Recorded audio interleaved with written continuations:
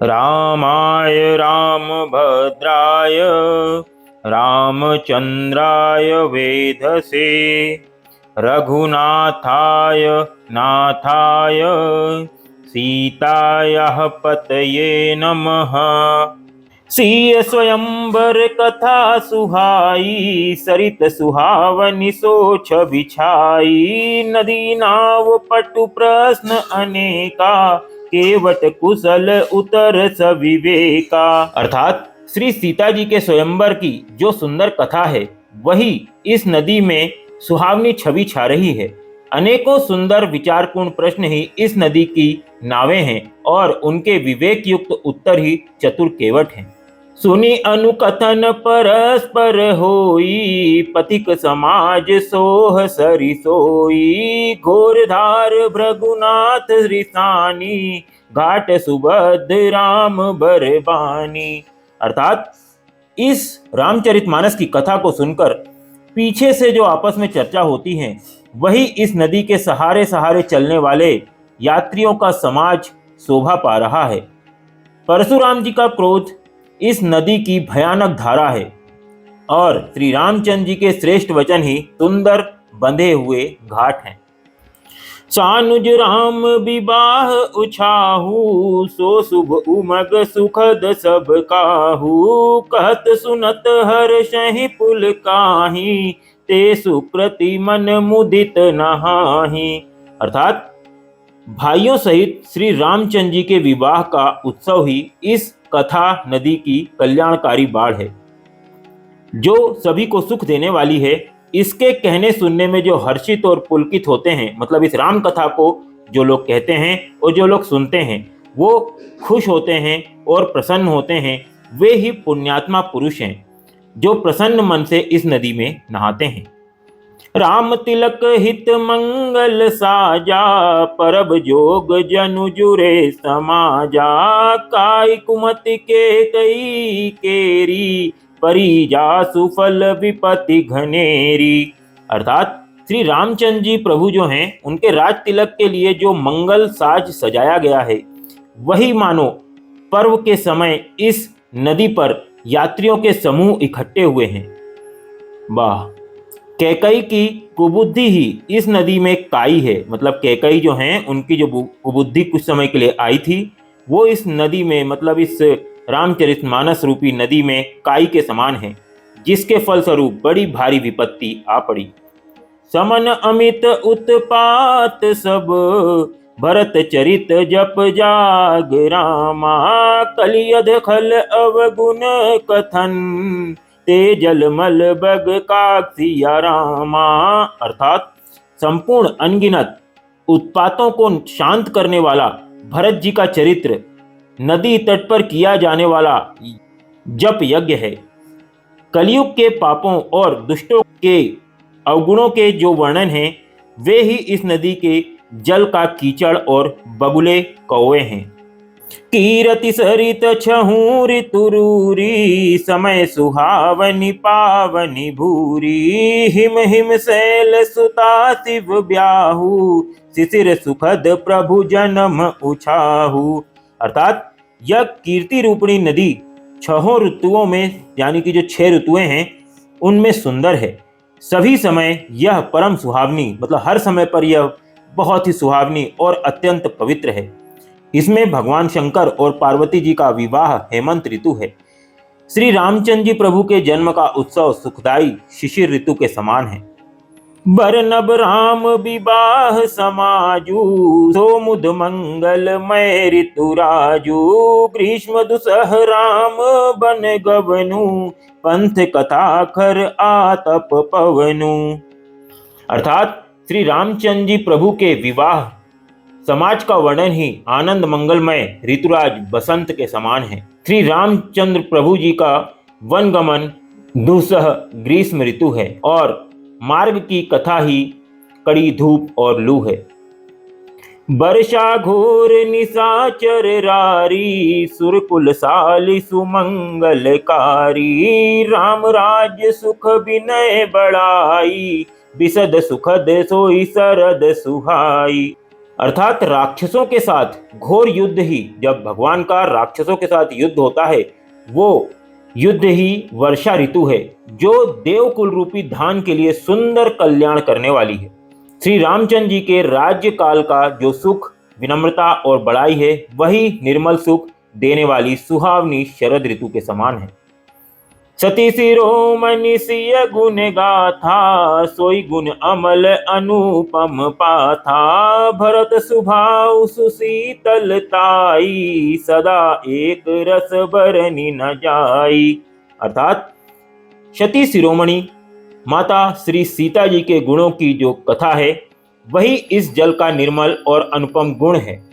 श्री भरत जी का स्वभाव इस नदी की सुंदर शीतलता के समान है, जो हमेशा एक सी रहती है और जिसका हमारे द्वारा वर्णन नहीं किया जा सकता है। अवलोकनी बोलनी मिलनी, प्रीति परस पर हास रामा। भायप भली चहु बंधु की, जल माधुरी सुबासिया रामा। अर्थात चारों भाइयों का परस्पर देखना, बोलना, मिलना। जब चारों भाई राम जी, भरत जी, लक्ष्मण जी और शत्रुघ्न जी आपस में एक दूसरे को देखते हैं, वो आपस में बातें करते हैं और एक दूसरे से मिलते हैं, वो एक दूसरे से प्रेम करना, हंसना और सुंदर भाईपन, इस जल की मधुरता और सुगंध है। आरती विनय दीनता मोरी, लघुता ललित सुबारी न थोरी। अद्भुत सलिल सुनत गुणकारी, आस पियास मनोमल हारी। अर्थात मेरा आर्त भाव, विनय और दीनता इस सुंदर और निर्मल जल का कम हल्कापन नहीं है, अर्थात अत्यंत हल्कापन है। यह जल बड़ा ही अनोखा है, जो सुनने से ही गुण करता है। मतलब श्री रामचंद्र जी की कथा जो है, वो सुनने से ही फल देती है और आशा रूपी प्यास को और मन के मैल को दूर कर देती है।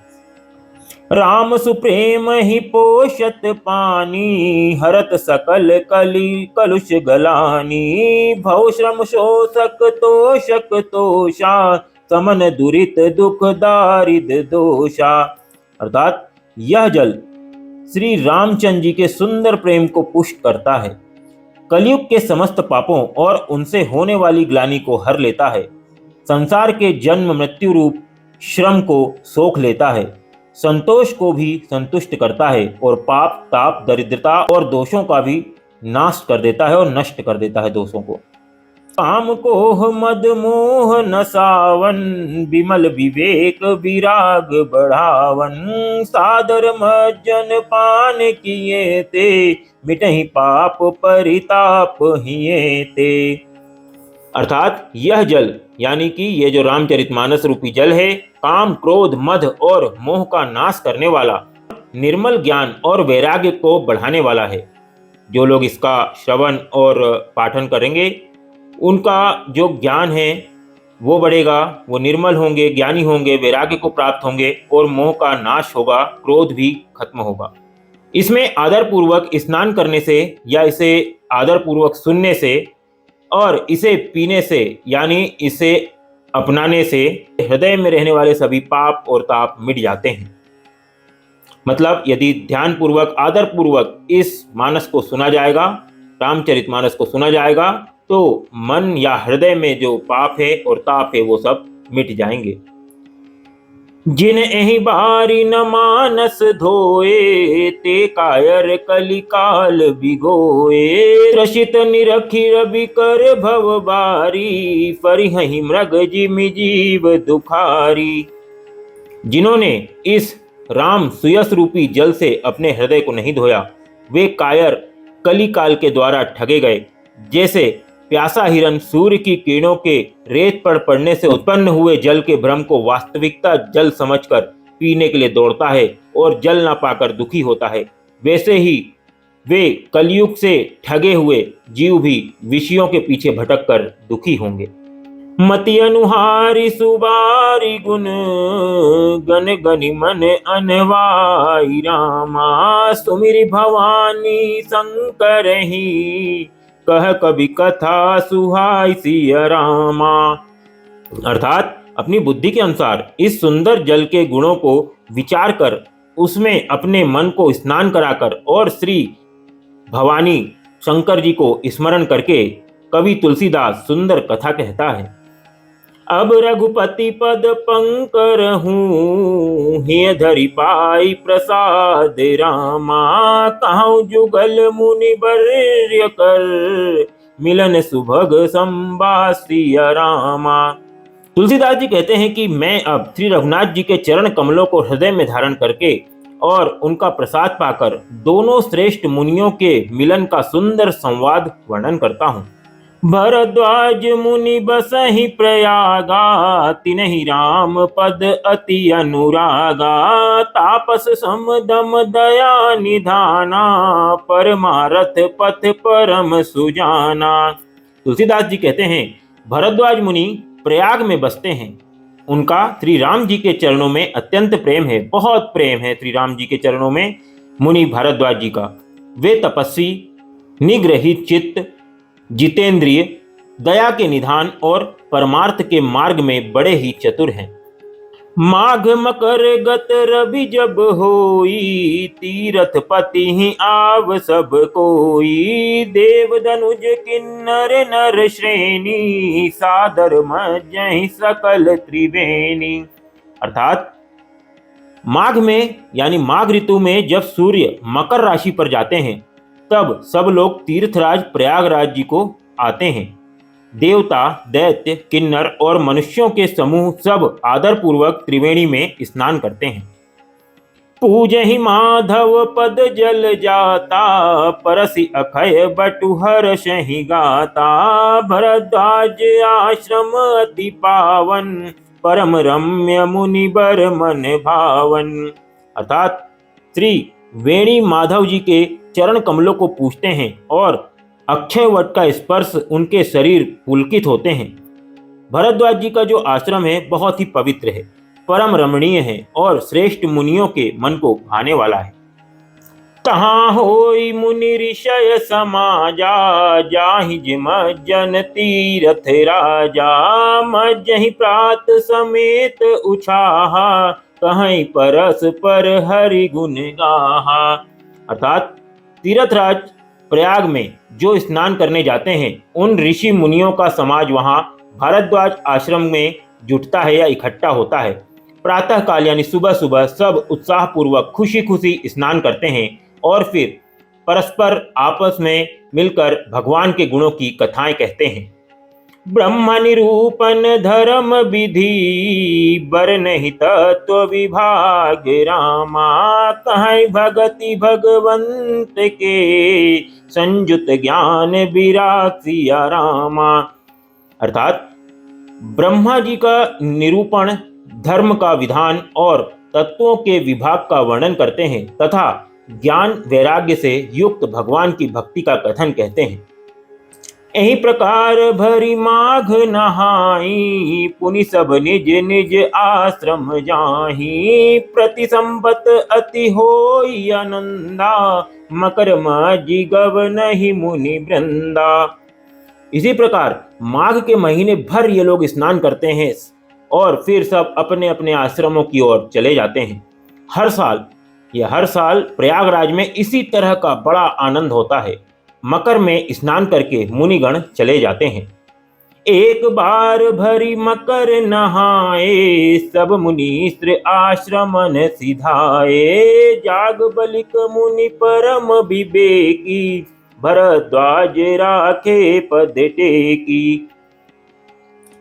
अर्थात एक बार पूरे मकर भर स्नान करके सब मुनीश्वर अपने अपने आश्रमों को लौट गए।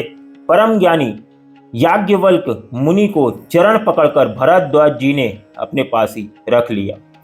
सादर चरण सरोज पखारे, अति पुनीत आसन बैठारे। करि पूजा मुनि सुजसु बखानी, बोले अति पुनीत मृदुबानी। अर्थात आदर पूर्वक याज्ञवल्क जी जो मुनि हैं उनके चरण कमलों को भरद्वाज जी ने धोया और बड़े ही पवित्र आसन पर उन्हें बैठाया। पूजा करके मुनि याज्ञवल्क जी के सुयश का वर्णन किया और फिर अत्यंत पवित्र और कोमल वाणी से बोले, नाथ एक संसौ बड़े मोरे, करगत वेद तत्व सबु तोरे। कहत सो मोहि लागत भय लाजा, जो न कहूँ बड़ होई अकाजा। फिर उन्होंने एक प्रश्न किया कि हे नाथ, मेरे मन में एक बड़ा संदेह है। वेदों का तत्व सब आपकी मुट्ठी में है, अर्थात आप ही वेद का तत्व जानने वाले होने के कारण मेरा संदेह निवारण कर सकते हैं। पर उस संदेह को कहते हुए मुझे भय और लाज भी आती है। भय इसलिए कि कहीं आप यह न समझें कि मेरी परीक्षा तो नहीं ले रहा। लाज इसलिए कि इतनी आयु बीत गई, अब तक मुझे ज्ञान इस चीज का नहीं हुआ, और यदि नहीं कहता तो बड़ी हानि होती है, क्योंकि अज्ञानी बना रहूंगा। संत कहाई असि नीति प्रभु, श्रुति पुराण मुनि गाव रामा। होई न विमल विवेक उर, गुरसन किए दुरासिया रामा। अर्थात हे प्रभु, संत लोग ऐसी नीति कहते हैं और वेद पुराण तथा मुनिजन भी यही बतलाते हैं कि गुरु के साथ छिपाव करने से हृदय में निर्मल ज्ञान कभी भी नहीं आता है। यदि हम गुरु से साथ कुछ चीज छुपाते हैं तो हमारे हृदय में कभी भी ज्ञान, निर्मल ज्ञान नहीं आएगा। मंगल भवन अमंगल हारी, द्रवहु सुदशरथ अजिर बिहारी। दीन दयालु बिरद संभारी, हरहु नाथ मम संकट भारी। आज के 5 दोहे यही समाप्त होते हैं। यदि वीडियो पसंद आया तो वीडियो को लाइक और चैनल को सब्सक्राइब जरूर करें। मिलते हैं अगले 5 दोहों के साथ अगले वीडियो में। तब तक के लिए सभी को जय श्री राम।